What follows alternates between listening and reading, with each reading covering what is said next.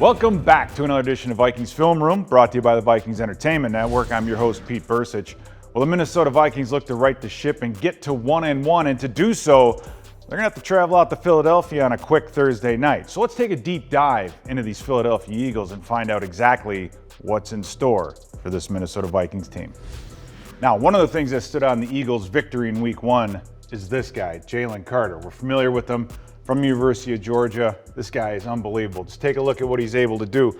Now, he's smart as well. Not just a great athlete, but smart. And we'll see right here in the beginning, he's taking a kind of a read step up, but the main thing here is that the center is turning away.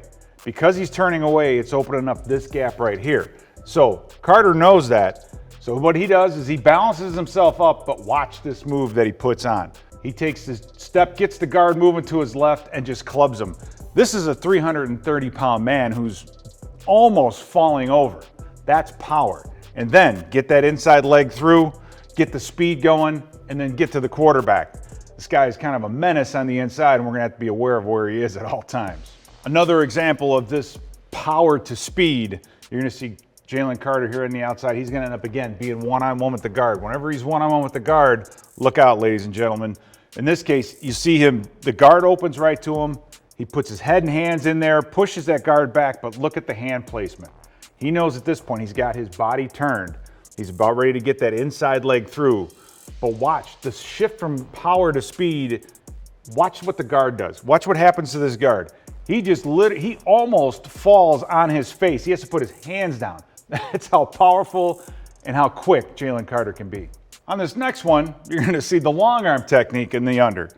In this case, Carter gets up the field. Now, see again the hand placement, but watch that inside hand and what he's able to do with it.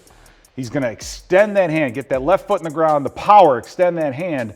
He has this guard turned. You can read the guard's numbers, and on end zone film, that is never good. So now he's getting ready to get that other arm underneath, get that leg through, and then the quickness and the explosion takes over, flushes the quarterback. Doesn't get the sack, but he gets the quarterback out of the pocket. As we've seen, Carter is a very good pass rusher one-on-one, but he can also work well in the blitz, and he plays within the scheme. Now, you'll see linebacker Christian Ellis. Now, he's in for Nakobe Dean and probably will be Thursday night, so that's good for the Vikings. But watch how he works himself in with this blitz. He stays disciplined, all right? What's going to happen is this. He's going to stunt underneath into this A-gap, and you're going to have Ellis coming off the backside. But he understands his pass rush and the responsibility, which it changes when you have a linebacker blitzing from the outside. So, boom, he stunts underneath and gets all the way to the center. As you can see, the guard had to let him go, work to the linebacker, but in this case, he understands this pocket is collapsing. He doesn't want to take an edge and give the quarterback something up the middle. He's going to let the quarterback come to him. That's smart. That's exactly what he does. But look at his pads under the center's pads, back arched, he's turning already. That's power right there. He's able to march the center all the way back into the quarterback and then get off and make the sack. So not only is he a great technician, he's also a smart football player. Now, one of the opportunities I see for the Vikings offense isn't necessarily a specific personnel group or anything like that, but it's a formation. One of the things the Patriots had a lot of success with is this bunch formation up top. So what is the bunch formation? That's when you have three receivers packed together tightly. And you could do a lot of different things. You bunch them up to spread you out down the field, right here in the middle of the field. You don't necessarily do this to go vertical, but look what happens. You have only three defenders on top of three here. It's going to be tough for the Eagles to pick this up. So what do the Patriots do out of it? Well, they do a number of things. On this first play, you're going to see they're going to give it the old high-low, meaning you're going to have a low receiver and then a high receiver on top. And the problem is you have one of the defenders, Avonte Maddox, is just too far outside. You have two bodies outside, two receivers going inside. You have them outnumbered. This means an easy throw across the middle of the field, easy catch, and then the run after the catch underneath. So opportunities in this bunch set are many. Another example of the bunch formation being a problem, again, it's a little tighter, right? So this formation's a little tighter, which usually means you want to attack the outside of the field. When the bunch is wider, they're going to attack the middle of the field. But we're not playing the Patriots. But they're getting that same look. 1, 2, 3 DBs. You kind of have a linebacker inside. Don't know if he's involved. But it's what happens after the snap. You're going to see confusion on the part of the defensive backs right here.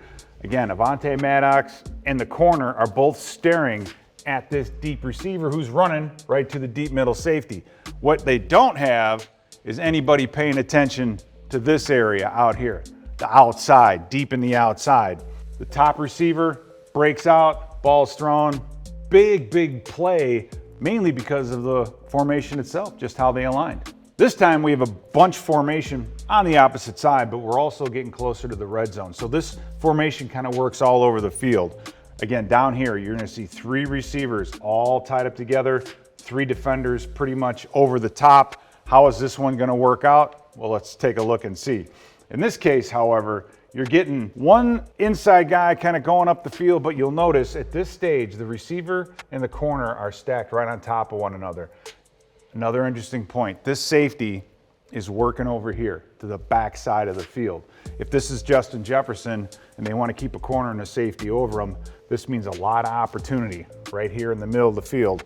And it's a great throw and catch. He's going to break this thing off, go right to the post, work that inside shoulder, ball's delivered, touchdown. So a ton of opportunities for this Vikings offense just out of this formation. Another opportunity for the Viking offense, and this one is as old as time, it's the old play action. Basic, we've seen it a million times before, right? You start with the run, get the run fake here to do what? To pull up these linebackers and to open up this area behind. Now for us, this is gonna be TJ Hockenson, and I think this matchup in the middle of the field with these safeties will definitely benefit the Minnesota Vikings. But once these linebackers step up, he's a little bit late. He can't get there. Nakobe Dean tries to get a hand on it. It's just for a first down. But again, a good possession type throw.